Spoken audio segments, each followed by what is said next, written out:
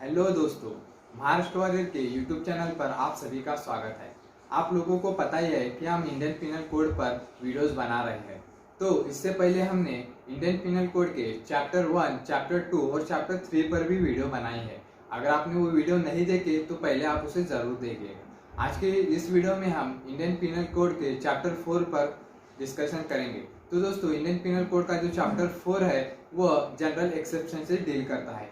आज के इस वीडियो में हम सेक्शन 76 से लेकर सेक्शन 85 तक डिस्कस करेंगे। तो दोस्तों शुरू करते हैं। Section 76 of Indian penal code, act done by a person bound or by mistake of fact believing himself bound by law. दोस्तों, इस सेक्शन में दो चीजें कही गई है।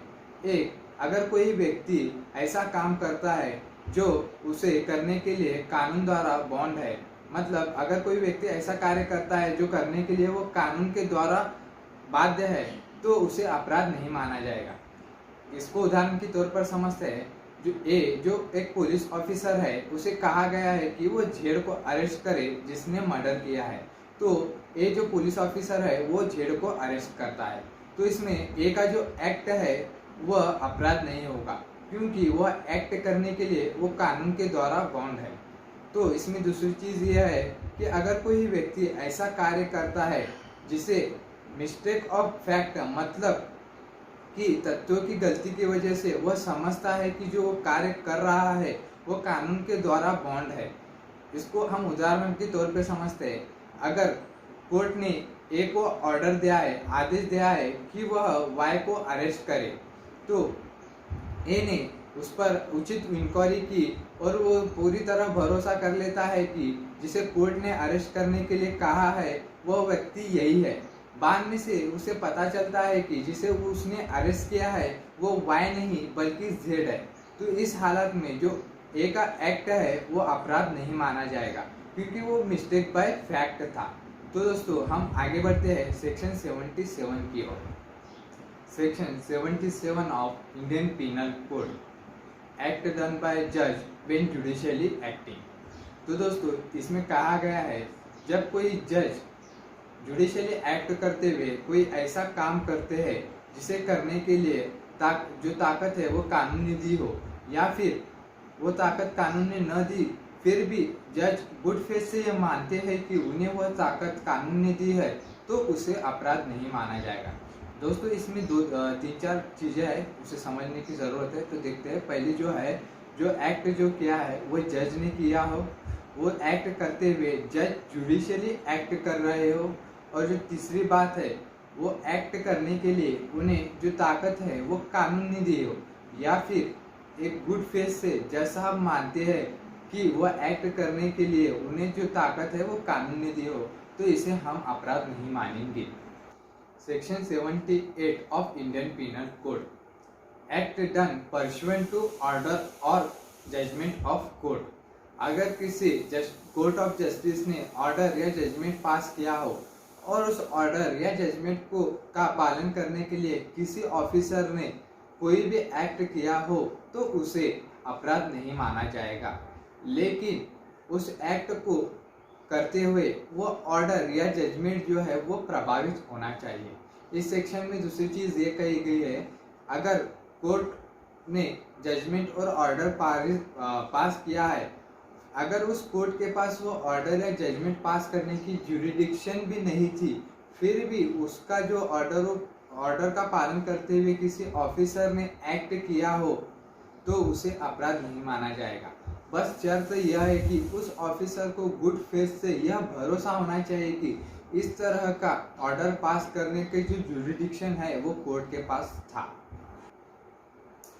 Section 79 of Indian penal code, act done by person justified or mistake of fact believing himself justified by law. तो ये जो सेक्शन है वो सेक्शन 76 से मिलता जुलता है।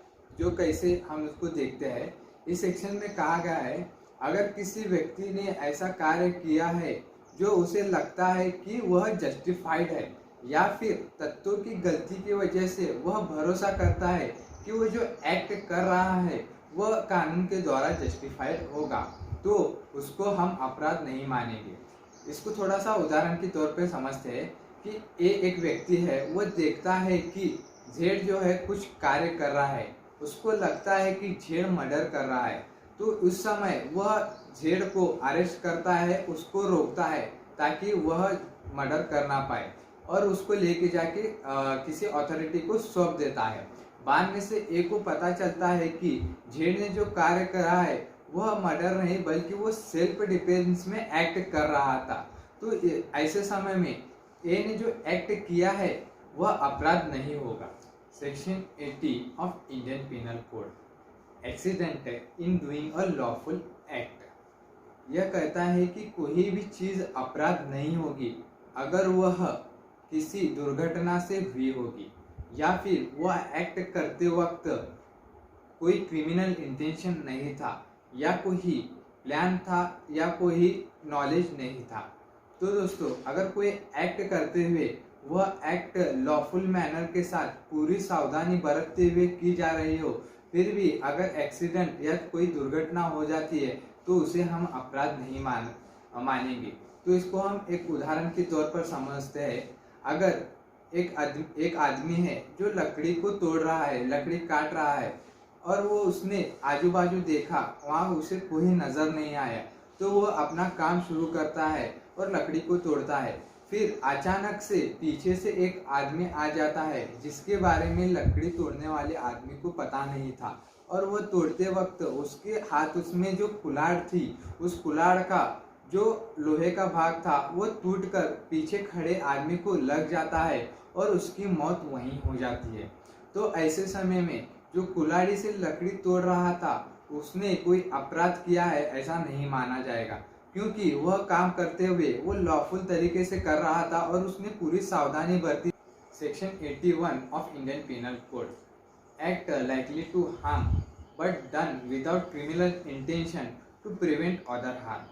इसमें कहा गया है अगर कोई व्यक्ति एक्ट कर रहा है और उसमें कोई ऐसी संभावना है कि किसी और को नुकसान हो सकता है, अगर उस एक्ट को करते हुए कोई क्रिमिनल इंटेंशन ना हो या वो सही इंटेंशन से किया जा रहा है या वो लॉफुल तरीके से किया जा रहा है और वह किसी और नुकसान को रोकने के लिए किया जा रहा है, तो वो एक्ट वह अपराध नहीं होगा। तो दोस्तों, इसे एक उदाहरण के तौर पर समझते हैं। अगर एक नाव एक ब्रिज के नीचे से जा रही है और उसके सामने अचानक से एक दूसरी नाव आती है जिसमें 30 से 40 लोग हैं और उसके दाईं तरफ एक पोल है और बाईं तरफ और एक छोटी नाव है जिसमें सिर्फ 2 से 3 लोग हैं, वह तो उस नाव का कैप्टन ने जहाज को बाईं ओर मोड़ने का डिसीजन लेता है, क्योंकि उसने जो बड़ा कॉज है वो 30 से 40 लोगों को बचाने की कोशिश करता है। उसका इंटेंशन सही है, लेकिन उसे पता है कि अगर हमने बोट को इस तरफ मोड़ा तो वो 2 से 3 लोगों की जान जा सकती है, फिर भी वो डिसीजन लेता है, तो ये अपराध नहीं होगा, क्योंकि वह गुड फेथ से विदाउट क्रिमिनल इंटेंशन से वो काम करता है। Section 82 of Indian penal code, act of a child under 7 year. तो दोस्तों, इसमें कहा गया है अगर कोई ऐसा बच्चा जिसकी उम्र 7 साल से कम हो, अगर वो कोई एक्ट करता है तो उसे अपराध नहीं माना जाएगा, क्योंकि जो 7 साल से कम उम्र के बच्चे हैं वो उन्हें माना जाता है कि उनमें मेच्योरिटी नहीं होती, इसलिए वो जो भी एक्ट करते हैं उसके परिणाम के बारे में उसे पता नहीं होता, इसलिए उस एक्ट को हम अपराध नहीं मानेंगे। Section 83 of Indian penal code, act of a child above 7 year and under 12 year immature understanding। तो दोस्तों, इसमें कहा गया है अगर कोई बच्चा जिसकी उम्र 7 साल से ज़्यादा और 12 साल से कम है और उसके बारे में ऐसा लगता है कि वह अभी इमेच्योर है, यानी उसको अभी पर्याप्त परिपक्वता प्राप्त नहीं है, तो उसने किया हुआ जो एक्ट है वो अपराध माना नहीं जाएगा। तो दोस्तों, इसमें 3 चीज़ें महत्वपूर्ण है। एक, उस बच्चे की उम्र 7 साल से ज़्यादा हो, दूसरी वो 12 साल से कम उम्र वाला हो, तीसरी उसमें पर्याप्त परिपक्वता ना हो। तो दोस्तों, अब ये कैसे डिसाइड किया जाएगा कि वह जो बच्चा है वो मैच्योर है या नहीं है? तो दोस्तों जब वो एक्ट करता है वो एक्ट करने से पहले और वो एक्ट करने के बाद उसका कंडक्ट, उसका आचरण कैसा था, इस पर यह बात डिसाइड होगी।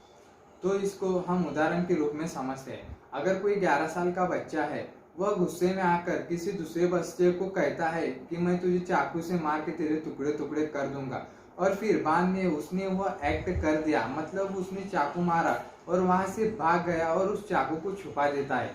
तो इस जो एक्ट में है उसे पता था कि वह जो कर रहा है वो गलत है और वो उसको छुपाने की कोशिश करता है। वो उसने चाकू को अगर छुपा दिया तो इस एक्ट में, इस एक्सीडेंट में यह समझता है कि वो जो बच्चा था वो उस पर पूरी तरह परिपक्व था और उसको उस बात की समझ थी और इसलिए यह अपराध होगा। और हम एक उदाहरण लेते हैं। अगर कोई बच्चा किसी को मारता है, किसी को चाकू मारता है और वहीं तालियां बजाता है, खुश होता है कि मैंने ये किया, वो दूसरों को कहता है देखो मैंने क्या किया है, क्या किया, और वहीं बैठ के खुश होता है, वो भाग नहीं जाता चाकू मार के, तो इस हालत में वो बच्चे को ये नहीं नॉलेज नहीं था कि उसने क्या किया है, उस बारे में उसको मैच्योरिटी नहीं थी कि वो एक्ट उसने क्या किया है, तो इसमें वो एक्ट अपराध नहीं माना जाएगा।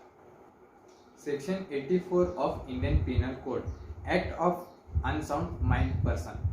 तो दोस्तों इस एक्ट में कहा गया है अगर कोई व्यक्ति अनसाउंड माइंड है और वह पागलपन की वजह से कोई एक्ट कर देता है और उस एक्ट को करने में उसको पता नहीं कि वो एक्ट सही है या गलत है, या जो एक्ट वो कर रहा है वो कानून के विरुद्ध है, तो इस सेक्शन की वजह से यह माना जाएगा कि वह उसने जो एक्ट किया है वह अपराध नहीं है।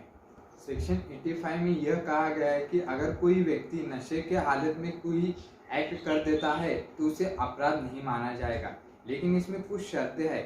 उसमें पहली शर्त यह है कि जब वह एक्ट कर रहा होगा वह नशे के हालत में होना चाहिए, और दूसरी शर्त यह है कि वह जो नशे का लेवल है यानी जो नशे का स्तर है इतने ज़्यादा होना चाहिए कि उस व्यक्ति को पता नहीं होना चाहिए कि जो एक्ट कर रहा है उसकी प्रकृति क्या है या उसका परिणाम क्या होगा, या फिर जो एक्ट वो कर रहा है वो कानून के विरोध में है।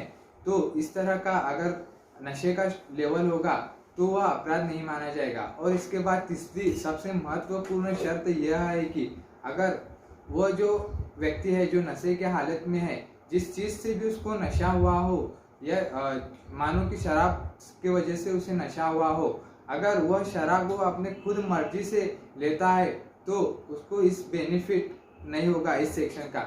अगर उसको जो है वो शराब किसी दूसरे ने जबरदस्ती पिलाई हो या उसको उस बात की नॉलेज नहीं है कि वह नशा कर रहा है, तो इस जो सेक्शन का है वो बेनिफिट मिलेगा। अगर मतलब मान लीजिए अगर किसी दोस्त ने उसकी बिना नॉलेज के उसे कोल्ड ड्रिंक्स में डाल के उसको शराब पिलाई है और वह नशे में की हालत में आ जाता है और वह कुछ एक्ट कर देता है तो वह अपराध नहीं माना जाएगा।